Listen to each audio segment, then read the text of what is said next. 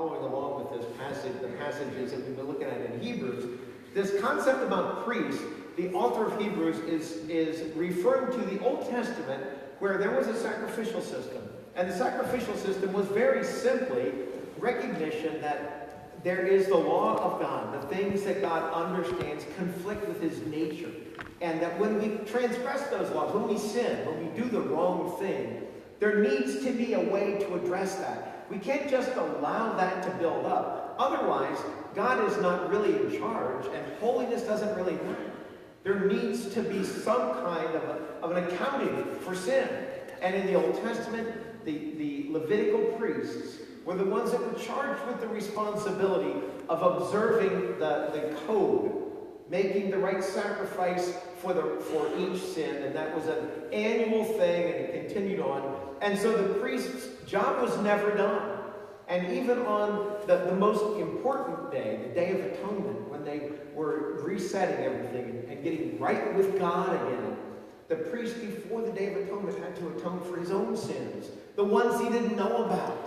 And that process of bringing the sacrifice is what the author of Hebrews is talking about when he writes, day after day, every priest stands and performs his religious duties. Again and again, he offers the same sacrifices which can never take away sin. What he's talking about is a reality that you and I all know and we live, and that is, first of all, the things that we apologize for today, the things that we try to make right today, the sins that we confess and work toward reconciliation today with, are all in the past. All in the past. So whenever I bring to you, if I come to you and say, I'm sorry I did this, and that's about the past. So we can only address what we're aware of in the past. And that's important because no matter how much I apologize to you about what I've done in the past, no matter how long I pray about it and how awful I feel about it, and I can be absolutely convinced that I will never do it again, but that doesn't change the harsh reality that we are never finished with sin. There will come another time. There'll come another time that we will do the same thing. That we will make the same selfish choices. That we'll forget exactly who we are and act like somebody we're not. All of those things that erode our humanity. And the tragic pain that results from sin is fundamentally not the direct injury that happens, but sin drives a wedge between us and the God who created us. It drives us farther away from the one who knows us best. And more importantly, listen to what it says in the end. This is the covenant I will make with them. And after that time, I will put my laws in their hearts, and I will write them on their minds. Their sins and lawless acts I will remember no more. And where these have been forgiven, sacrifice for sin is no longer necessary. That quote comes from Jeremiah. I want to read you that passage in Jeremiah that the author of Hebrews is referencing because it's an important and powerful thing. This is in Jeremiah chapter 31. Israel has really messed just about everything up that they can mess up. In fact, Jeremiah as a prophet is called the weeping prophet because he spends a lot of time expressing his broken heart about how God's people are not honoring God. But in chapter 31, we hear this in verses 3 to 6. The Lord appeared to us in the past, saying, I have loved you with an everlasting love. I have drawn you with loving kindness. I will build you up again, and you will be rebuilt. Again, you will take up your tambourines and go out to dance with the joyful. Again, you will plant vineyards on the hills of Samaria. The farmers will plant them and enjoy their fruit. There will be a day when watchmen, this is a beautiful image. The watchmen are announcing what the people of God should pay attention to. There will be a day when watchmen cry out on the hills of Ephraim, come, let us go up to Zion, to the Lord our God. Come, let us go up to Zion, to the Lord our God. I had a Springer Spaniel that was, I think, part demon dog. And This dog had the ability to destroy anything and everything at any moment that he was partially offended, that I might have left him behind. And so when we left the house, we knew that it was inevitable. We were going to come home to an unmitigated disaster. And it was always that way. We even built a kennel in the basement and cemented the gate, the fence, into the basement floor and anchored it to the joists in the ceiling on a 12-foot wall, and he got out. And to this day, I have no idea. When I opened the basement door and I looked down in the basement and he was standing there staring me in the eye. I thought, did I forget to close the door? No, I went down and I looked and the lock was there, the gate was closed, and there wasn't even any fur. Like he was a big dog, 65 pounds. He could climb through the fence. I have no idea how he got out. But you know how I knew that he had done something else? Every time I came home, I'd come in the door and I would say, Gulliver, nowhere to be found. Right? Looking around. Gulliver, quiet. I'd find him and he'd be hiding behind something. Ears would be drooping, hanging his head. I feel terrible about having done this, but I'm going to do it again anyway, so let's just get this over with. You know? He knew he was going to do it again. I knew he was going to. The vet one time said, well, here's something you can do if he's stealing food, is put a drop of Tabasco sauce on a piece of bread. When he takes that, he'll get the pain of, I put a bottle of Tabasco sauce on a slice of bread, and all he did was lick his chops. It was gone, and there was no evidence. The only reason I knew for sure he had done something is when I came in, he didn't want to have anything to do with me. And see, that's what sin does to us. It makes us hide from the one we have offended. And just like my dog, we are all saddled with the reality of being human.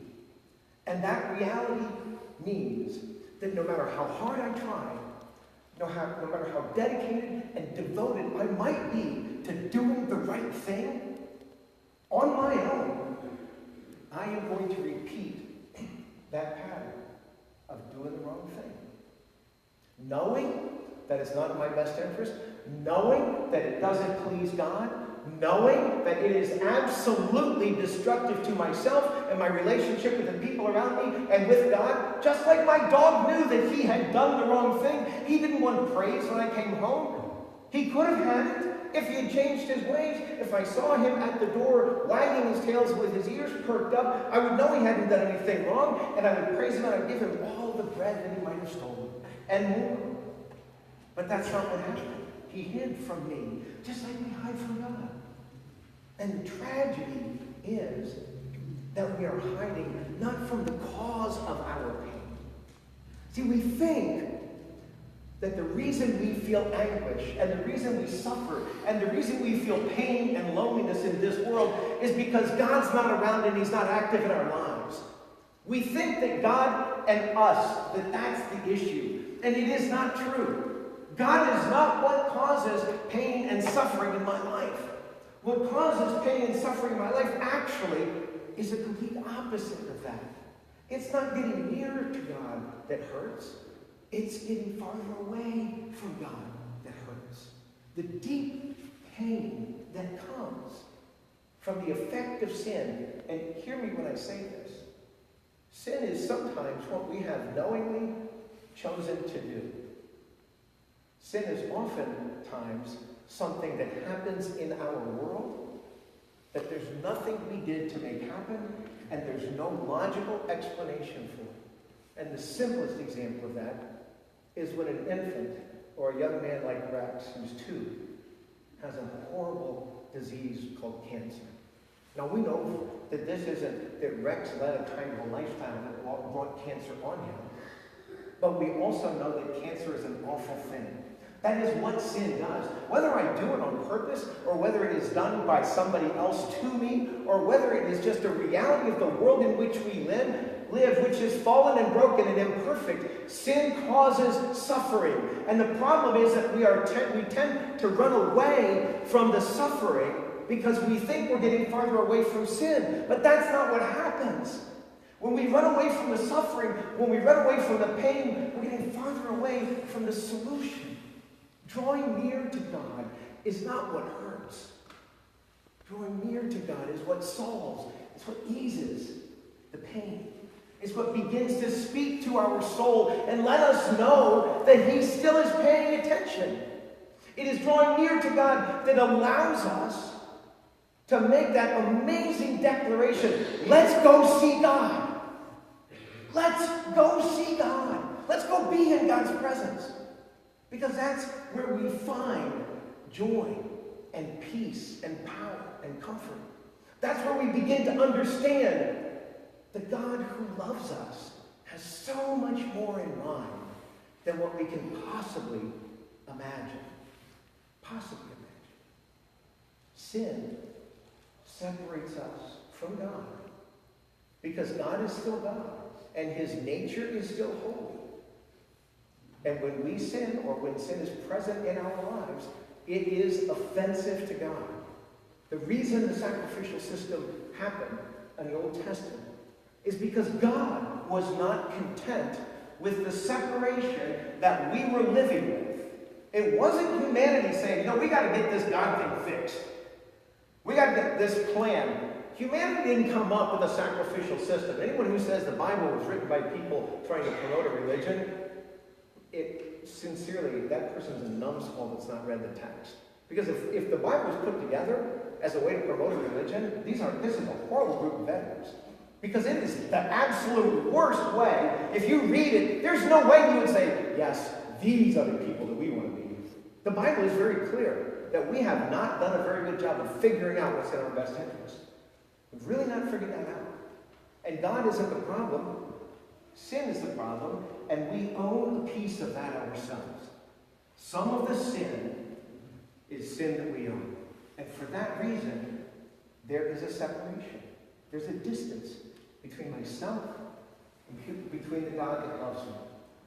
And because God loves me, not because I have some great thing to do for God, because God loves me, he made a way for me to get access, for us to get access. Day after day, the priest would stand and perform the religious duties, again and again offering the same sacrifices, which can never take away sin. It could only cover the sin of the past. It could not take away or deal with the sin of the present and the future. But when this priest had offered for all time one sacrifice for sins, this is talking about Jesus. When this priest had offered once for all time, one sacrifice for sins, he sat down at the right hand of God. And since that time, he waits for his enemies to be made his footstool. For by one sacrifice, he has made perfect forever those who are being made holy. The Holy Spirit testifies to this. First, he says, this is the covenant I will make with them. After that time, says the Lord, I will put my laws in their hearts, and I will write them on their minds, and their sins and lawless acts I will remember no more. And where these have been forgiven, sacrifice for sin is no longer necessary. The daily reality of our need for God to help us is something that we all get. And a lot of you guys know that if you get up in the morning and declare, I'm not going to do this. Today I'm not going to violate my diet, right? We're going to give up sweets at Thanksgiving, which makes perfect sense. Because we have the best excuse in the world to ignore that decision, right? I'm going to give up sweets for Thanksgiving, but you know what? My mom made the pie. I really owe it to her to eat it. It would be wrong, right? So we know that we might declare today that we are not going to do that thing. I am not going to holler at the people in the other cars while we're driving. I'm just going to pay attention to what I'm doing, right? We're absolutely convinced when we're sitting in the church parking lot that we're going to be the most cordial driver in the world. And 9 seconds later, we're laying on the horn like it's the last hope for humanity. So we get this daily thing, right? Here's the thing. Jesus Christ offers to us a reconciliation that is complete. It is complete. And here's the bizarre thing. I can get up this morning and say, I am not going to eat sweets today. And at 10 o'clock, I can eat sweets. Now, under the human system, that would tend to make me want to run away. Because I'll just pretend I didn't make that promise, right? I just say, well, that's tomorrow is when my health club membership starts, right? All these things that happen tomorrow are miraculous. Tomorrow I'm going to be a nicer driver. Tomorrow I'm going to lose weight. I'm going to change my diet. I'm going to start working out. We all know that. That's our fear of the cost of sin. When we start making promises about what we're going to do tomorrow, it is our ineffective way of saying, I know that God has a better plan for me, and I know that my life can be more abundant and more blessed, and I really believe it's a possibility, and I'm going to commit myself to it tomorrow. And when I wake up tomorrow, guess what? I'm still Russing. And if it relies on Russ Hand to follow the diet, do the exercise, or whatever else it is, it's a good chance I'm going to stumble on my own. But here's what Jesus offers to us. How about, Russ, if today you and I look at that challenge? How about if today we walk hand in hand? How about, Russ, just this? If you really don't want to eat sweets today, why don't you and I talk about it a few times during the day? Just bring it up to me.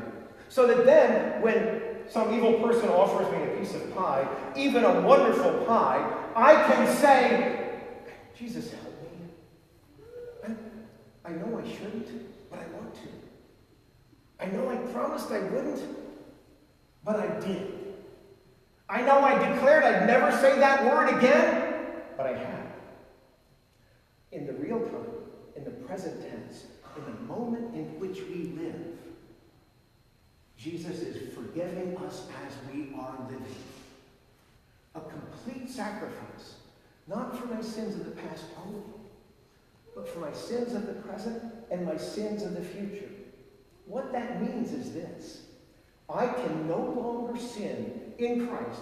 I can no longer sin in a way that will put distance between me and God.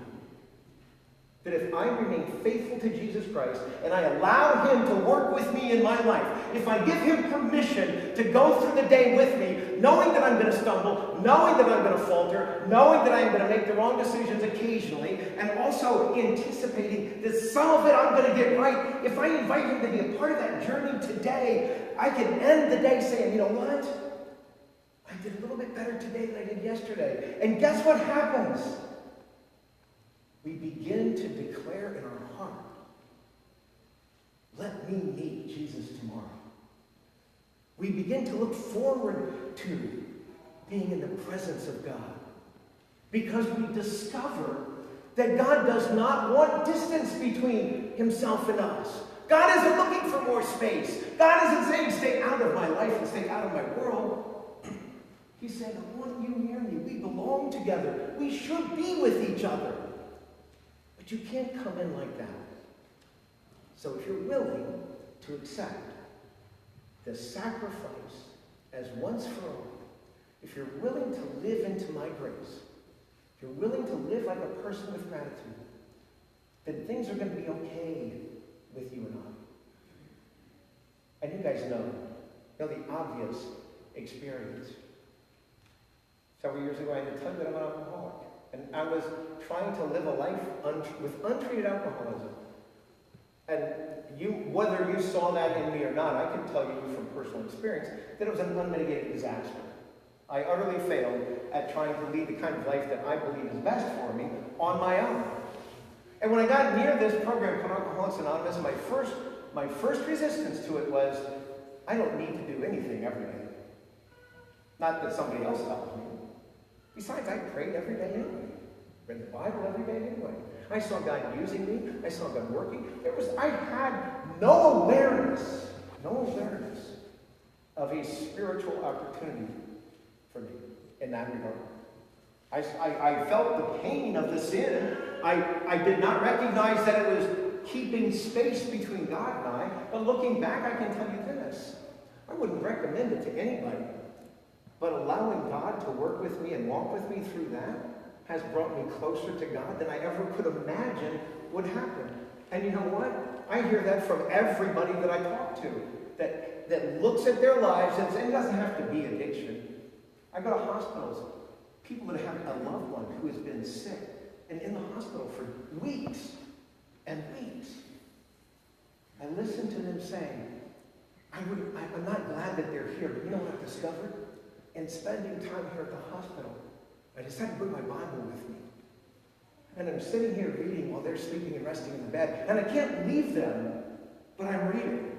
And strangely, at the end of that experience, they look back and they say, wow, because I invited God to be a part of my challenge, of my suffering, of my fear and my pain, because I invited God to be a part of that every single day, I am so much closer to God now than I was when this started. It happens for us when we recognize that the sin problem has been addressed in Jesus Christ. And then, of course, the main challenge. We've got to invite him to be a part of that. We've got to invite him to get with us daily and help us live a life that honors him. Second half of this passage we're going to look at next week. I'd invite you to pray with me now.